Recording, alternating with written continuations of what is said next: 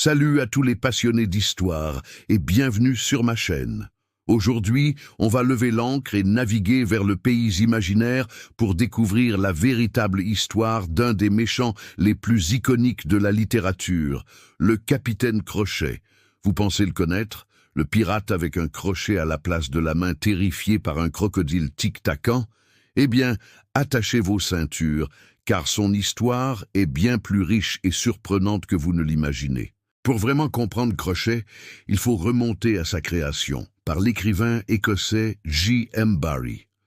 Peter Pan apparaît pour la première fois en 1902, mais le Capitaine Crochet, lui, n'arrive que 2 ans plus tard, en 1904, dans la pièce de théâtre Peter Pan, ou le garçon qui ne voulait pas grandir. Et petite anecdote amusante. Au départ, il ne devait être qu'un personnage secondaire, une simple péripétie pour Peter. Mais l'acteur qui l'a incarné, Gérald Dumaurier, lui a donné une telle aura, une telle prestance, que le public l'a adoré. Barrie, sentant le potentiel, a alors étoffé son personnage pour en faire l'ennemi juré que nous connaissons tous. Mais qui était Crochet avant de devenir Crochet? Barrie nous donne des indices fascinants. Il nous dit que son vrai nom est James Hook et qu'il aurait fréquenté le prestigieux Eton College, une des écoles les plus réputées d'Angleterre. Imaginez un peu, le futur pirate sanguinaire assis sur les mêmes bancs que les futurs premiers ministres. Barrie s'amuse à dire que la devise de Crochet était « Floreat Etona », qu'Eton fleurisse, ce qui montre une certaine nostalgie, une facette inattendue de sa personnalité. Il n'est pas juste un brute sans cervelle, c'est un homme éduqué, raffiné, presque un gentleman. Il est obsédé par ce qu'il appelle la bonne et due forme. Pour lui, tout doit être fait selon un certain code, une certaine étiquette, même la piraterie. C'est ce contraste qui le rend si captivant. Alors, comment cet homme distingué est-il devenu le tyran du Jolly Roger? C'est là que Peter Pan entre en scène. Dans un duel féroce, Peter lui coupe la main droite et la jette à un crocodile qui passait par là. Le crocodile a tellement aimé le goût de Crochet qu'il le suit partout depuis, espérant dévorer le reste. Et pour couronner le tout, le reptile a aussi avalé un réveil, dont le tic-tac incessant annonce son approche. Ce tic-tac est devenu la plus grande peur de Crochet. Ce n'est pas juste la peur du crocodile, c'est la peur du temps qui passe, du temps qui le rattrape, de sa propre mortalité. Une peur que Peter Pan, l'éternel enfant, ne peut absolument pas comprendre. C'est le cœur de leur conflit, la jeunesse éternelle contre la vieillesse et la mort inéluctable. Le Capitaine Crochet est bien plus qu'un simple méchant. C'est un personnage tragique, il est intelligent, charismatique et même capable d'une certaine mélancolie poétique. Pensez-y, il est le seul adulte, ou du moins le seul qui a pleinement conscience d'être un adulte, dans un monde d'enfants qui ne vieillissent jamais. Il est piégé au pays imaginaire, un endroit où il ne peut pas gagner, car les règles sont faites par et pour les enfants. Sa haine pour Peter Pan n'est pas seulement une vengeance pour sa main perdue. C'est la rancœur d'un homme qui voit en Peter tout ce qu'il a perdu. La jeunesse, l'insouciance, la joie de vivre. Au fil des années, le Capitaine Crochet a été réinterprété des centaines de fois.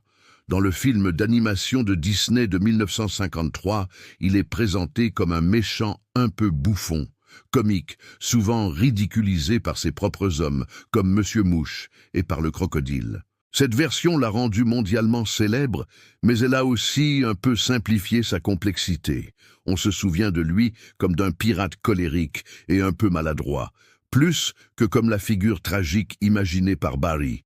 C'est cette image qui est restée dans l'imaginaire collectif pendant des décennies. Puis, en 1991, Steven Spielberg réalise le film Hook, avec Dustin Hoffman dans le rôle du capitaine. Et là, on redécouvre une facette plus sombre et plus profonde du personnage. Le film explore son passé, sa solitude et son désir désespéré de trouver un adversaire à sa taille. Il a kidnappé les enfants de Peter, non pas par pure méchanceté, mais pour forcer son vieil ennemi à revenir et à rejouer leur jeu.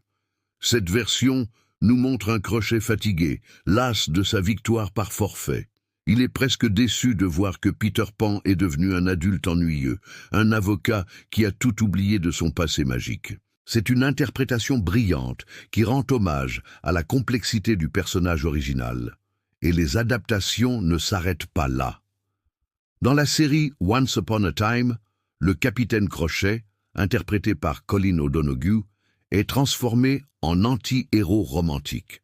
On apprend qu'il s'appelait Killian Jones et qu'il est devenu pirate pour se venger de Rumpelstiltskin. Il évolue au fil des saisons, passant du statut de méchant à celui d'allié, et même de héros. Cette version a séduit une toute nouvelle génération de fans, montrant que le personnage de Crochet est incroyablement malléable et peut être adapté à toutes les sauces. Plus récemment, le film Pan de 2015 a tenté de raconter ses origines, le présentant comme un jeune aventurier, James Hook, qui est au départ un allié de Peter Pan. C'est une relecture intéressante qui imagine ce qui aurait pu se passer avant leur rivalité légendaire. Chaque nouvelle version, chaque nouvelle interprétation ajoute une couche supplémentaire à ce personnage déjà si riche. Ce qui est fascinant avec Crochet, c'est qu'il incarne la peur de grandir, la peur de devenir un adulte prisonnier des conventions et des responsabilités. Peter Pan refuse de grandir, mais Crochet, lui, a déjà grandi, et il est amer. Il est le reflet de ce que Peter pourrait devenir s'il quittait le pays imaginaire. C'est pour ça que leur duel est éternel et si symbolique. Ce n'est pas juste un combat entre un gentil et un méchant, c'est un conflit philosophique entre deux visions de la vie. D'un côté, nous avons Peter, le symbole de l'imagination, de la liberté absolue, mais aussi d'une certaine cruauté enfantine et d'un oubli constant.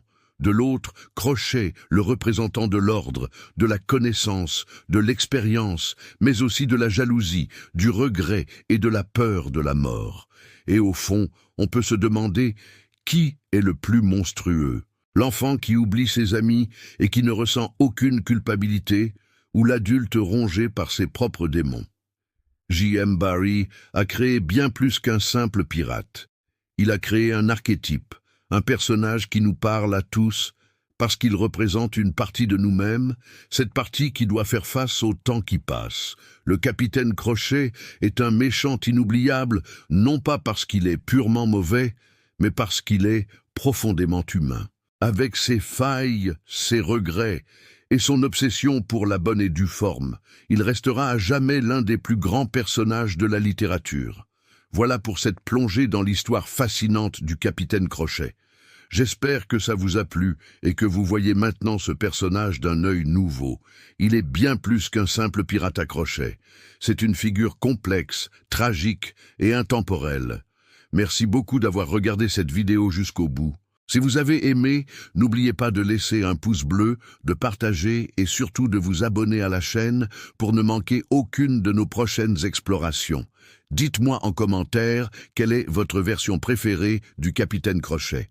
À très bientôt pour une nouvelle histoire.